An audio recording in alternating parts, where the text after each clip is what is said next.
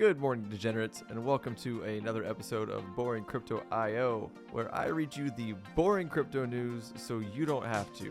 My name is Not Important, and I'm your host, and it is Monday.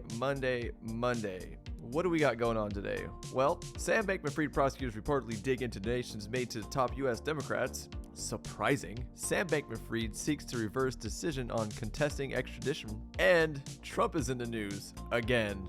Weird, not really. Donald Trump NFT collection sells out and price surges. So much fun. Let's go to the charts, guys. Bitcoin, daily chart. I told you guys, honestly, weekends are crazy. Still, more blood in the streets. We have seemed to have found some kind of support around the 16.6, 16.5-ish level. We shall see if it holds. Again, guys, my 16.49, 16.5, from what I can see, is my last serious level of support before we do a big tank. So let's see what happens. Ethereum, daily chart, same thing. We hit this 1162, bounced a little bit. Let's see if it holds. If not, guys, it does not look good. This might be that last big fallout before we get major capitulation and start going sideways, and then eventually start kicking off into the bull run, which, I mean, it sucks that we're going down, but in my opinion, let's get it over with. Let's rip the band-aid off. Let's rock and roll. Let's get the next bull market running. So, could go up, could go down. Doesn't matter. I'm still going to frown because it's boring. All jokes aside. First story. Sam Bankman-Fried prosecutors reportedly dig into donations made to the top U.S. Democrats. If you remember from the stories that have been coming out, guys, and some of the stories that I have talked about, supposedly Sam Bankman-Fried was the second, or FTX, I don't know how he funneled the money, I don't really remember, not important, but his connection, supposedly he was the second largest donor to the DNC. I think I read somewhere like $65 million, something ridiculous like that, which the unfortunate part, guys, this is people's money. This is people that were using the FTX exchange. This is money that he took from retail investors and used to fund agendas, etc., etc. No matter what side of the fence you're on, that's shady shit. So let's get into the story. Democratic members of the DNC, DCC, and Congressman Hakeem Jeffries were contacted by SBF prosecutors for information to aid their ongoing investigations. The prosecutors investigating former FTX CEO Sam Bankman-Fried have reportedly reached out to top members of the Democratic Party demanding information about the political donations made by the entrepreneur. Democratic members from the United States Democratic National Committee, the DNC, the Democratic Congressional Campaign Committee, the DCCC, and Congressman Hakeem Jeffries were contacted by SBF prosecutors for information to aid their ongoing investigation, according to the New York Times report. The United States Attorney's Office of Southern District of New York sent an email to the Democratic Party elections lawyer Mark Elias asking for details on donations made by SBF. Similar emails were sent over to other members of the Democratic and Republican parties. The Royal Bahamas police arrested SBF on December 12th based on a request of the U.S. government, just a day before the accused was supposed to testify before Congress. The entrepreneur was charged with 8 counts of financial and elections fraud, circling around the alleged siphoning of $1.8 billion in customer funds. The ongoing investigations around SBF's political donations gained attention as he was the Democrats' second largest individual donor, who shelled out $39.8 million of retail investors' money, which they might want to add to that. On December 17th, 3 prominent Democratic groups, the DNC, the Democratic Senatorial Campaign Committee, and the DCCC, have reportedly decided to return SBF-linked donations to FTX investors, which together exceeded $1 million. So out of the 39.8 million, they're going to give back 1. They're hurting themselves, guys. As previously reported by Cointelegraph, the DNC spokesperson confirmed the decision. Given the allegations around potential campaign finance violations by Bankman-Fried, we are setting aside funds in order to return the $815,000 in contributions since 2020. We will return as soon as we receive proper direction in the legal proceedings. This is insane. The other 2 committees, the DSCC, the DCCC, have also reportedly pledged to set aside $103,000 and $250,000 for reimbursement, respectively. I don't know, y'all. What do you think about this? I think this is absolutely insane. Out of almost $40 million that was donated, we're going to give back $1 million. We're setting aside $103,000, $250,000. That's what these guys make in a year. Whatever. They're generous, y'all. All right, moving on. more SBF. It's kind of all that's in the news today, guys. So here's a funny one. Sam Bankman-Fried seeks to reverse decision on contesting extradition. Now, what's going on is basically he doesn't like his jail. He wants to go to the United States now. Surprise, surprise. By consenting to extradition, Bankman-Fried would be able to appear in a United States court. Sam Bankman-Fried, former FTX CEO, has reportedly reconsidered his earlier decision to contest extradition and is expected to appear in court in the Bahamas on December 19th to seek a reversal. Reuters reported on December 17th, citing a person familiar with the matter. Now, before I get deeper into this article, guys, remember that last week we were reporting on this and reading this. He went to that really nasty jail in the Bahamas, Fox something. I forget what it's called. It's probably in this article. And we reported on how nasty it was, like how bad the prison was.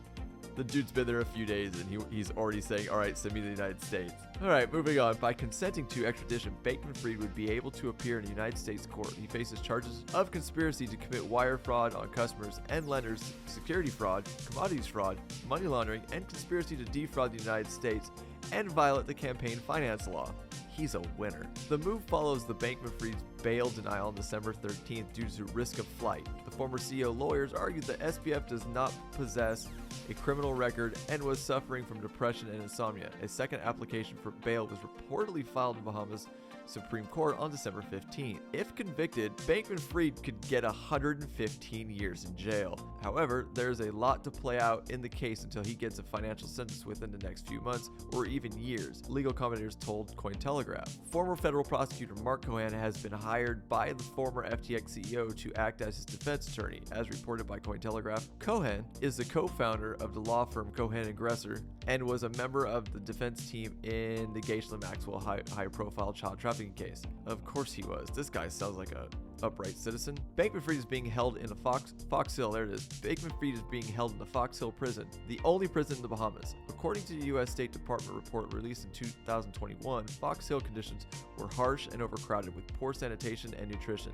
Detainees were alleged to have been physically abused by correctional officers. Ex-CEO of Alameda Research, a sister company of FTX, Caroline Ellison, has also formed a defense team. Stephanie Avakian, a former top crypto regular with the United States Securities and Exchange Commission, will represent Ellison in an ongoing federal probe.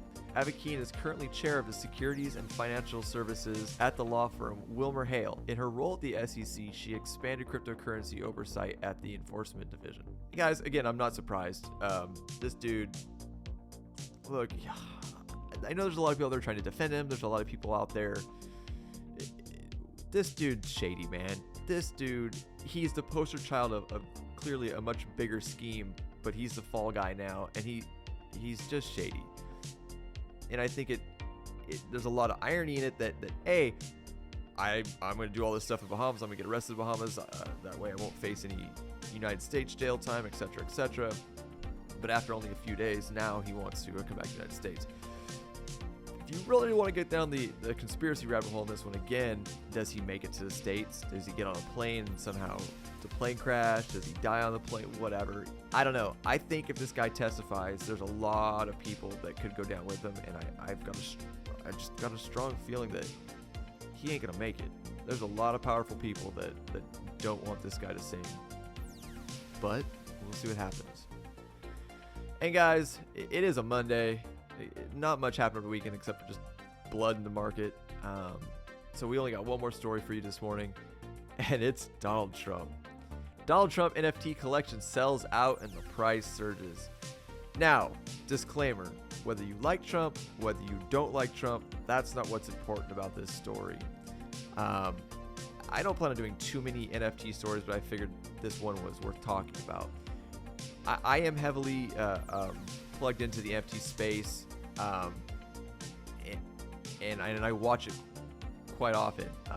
And I found it interesting, a lot of the sentiment that I saw when this was rumored of coming out, of how I think it was like a 45,000 piece collection, and a lot of people thought it wasn't going to do well. And I gotta be honest, I knew it would sell out, and I knew it would do well. Here's why. Not only do a ton of people dislike Trump, but there's a lot of people that do like Trump, and it's almost like they're mud in your eye to buy this NFT and make it do well. As well as I know a lot of people that don't like him that felt the exact same way that I'm feeling, that bought into it just knowing that it was going to pump. So just if you're ever going to go get to NFTs, especially when it's celebrity endorsed, especially someone like this, just because someone seems to be hated, that's not going to, don't let that sway your idea if you think the collection is going to do well or not, right? Think about it this way. People love to hate people. So bad publicity is still good publicity in that point, if that makes sense. Anyway, guys, I knew this would do well. I knew it was going to pump based on just A, how much he's hated, B, how much people are crazy about the dude too. It's crazy.